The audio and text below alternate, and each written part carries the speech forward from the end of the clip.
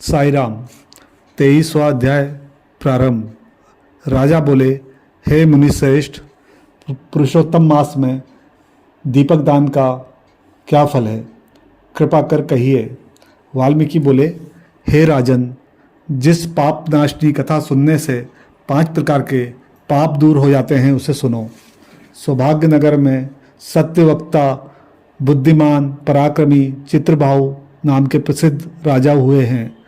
वो राजा सहनशील, सब धर्मों के जानने वाले, शीलवान, रूपवान, दयालु, ब्राह्मण भक्त, भगवत चरित सुनने वाले, अपनी स्त्री से प्रेम करने वाले, पशु, पुत्र, हाथी, घोड़ा, रथ एवं पैदल सेना वाले तथा धन्य धान्य युक्त थे।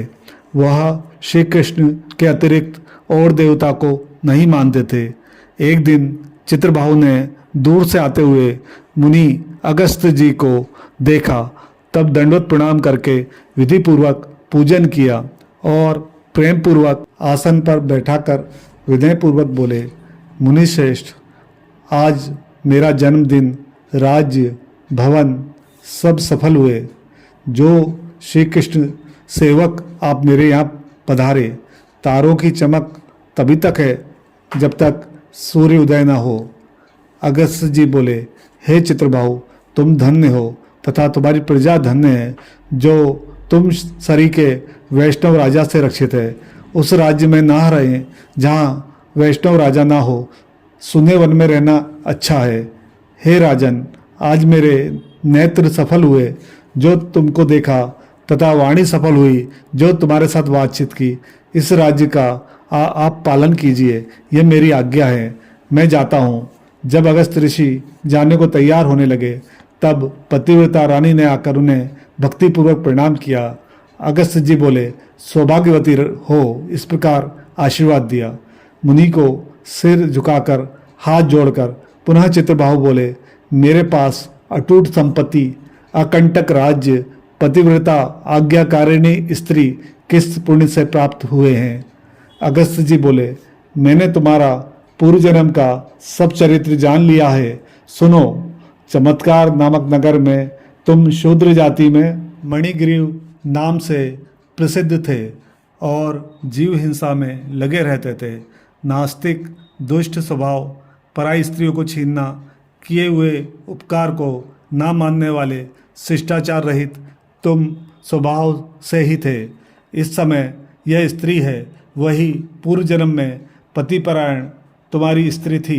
पाप कर्म के कारण तुम्हें भाई बांधवों ने जाति से अलग कर दिया था। राजा ने भी इसी अपराध के कारण तुम्हारा धन छीन लिया था और बाकी धन जाति के भाइयों ने छीन लिया। इस प्रकार धन नष्ट होने पर भी इस सती स्त्री ने तुमको नहीं छोड़ा, किंतु अन्य जनों से तिरस्कृत होने के कारण तुम वन में चले गए। हे राजन, उस समय भी पत्नी तुम्हारे ही साथ थी। एक समय मणिग्रीव धनुष बाण लेकर वन में शिकार की खोज में गया। उस मनुष्यहीन जंगल में रास्ता भूले एक महायोगी उपदेव जी अत्यंत घबराए हुए घूम रहे थे।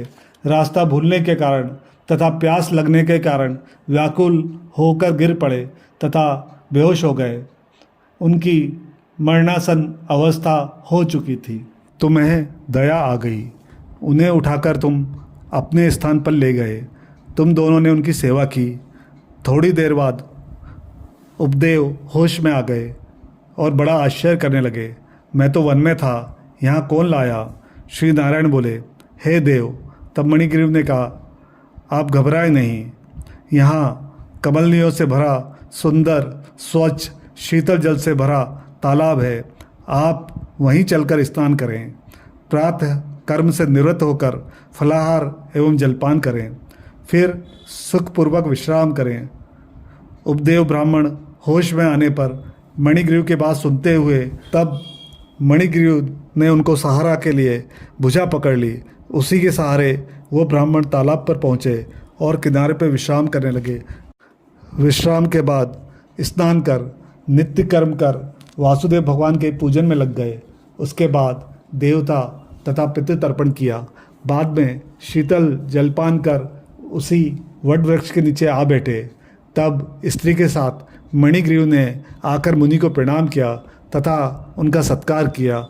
और मणिग्रीव बोला, ब्राह्मण, हमारा उद्धार करने के लिए आज आप यहाँ पधारे हैं। आपके दर्शन मात्र से मेरे पाप दूर हो गए हैं। इस तरह कहकर अपनी पत्नी से कहकर पके हुए आम के फल लाने को कहा। वह पतिव्रता अपनी स्वामी के वचन सुनकर आश्रम के कंद फूल आदि ले आई और ब्राह्मण के सम्मुख रख दिए। उपदेव जी बोले, हे भले आदमी, मैं तुमको नहीं जानता, तुम कौन हो, अपना परिचय दीजिए। मणिग्रीव बोले, हे ब्राह्मण श्रेष्ठ, मैं एक शूद्र हूँ। मणिग्रीव मेरा नाम है। अपने जाति भाइयों ने मेरा त्याग कर दिया है। इस प्रकार उसके वचन सुनकर ब्राह्मण ने फलाहार कर लिया। उनकी आत्मा बड़ी प्रसन्न हुई। तब मणिग्रीव ने उनके चरण गोद में रखकर दबाना प्रारंभ कर दिया। मणिग्रीव ने पूछा, जहाँ हिंसक जीव विचरण कर रहे हैं, जल भी प्राप्त नहीं है, आप कैसे पधारे? उपदेव जी बोले, हे महाभाग, मैं ब्राह्मण हूँ। प्रयागराज जाते हुए इस दारुण वन में आकर रास्ता भूल गया था। वहाँ मैं थक गया था, प्यास जोर की लग रही थी और मैं मरणासन था। तभी तुमने मुझे जीवन दान दिया। हे मणिग्रीव, तुम दोनों स्त्री पुरुषों ने इस घोर वन में वास क्यों किया है? कदाचित मैं तुम्हारे किसी दुख को दूर कर सकूं। अगस्त जी कहने लगे। इस तरह उपदेव की ललित वाणी सुनकर पत्नी के ही समक्ष अपने मन में अपने दुख दारिद्र से मुक्ति की लालसा लिए मणिग्रीव अपने कर्मों और उनके फलों की प्राप्ति के लिए संपूर्ण गाथा सुनाने लगा। 23वां अध्याय समाप्त। जय माता।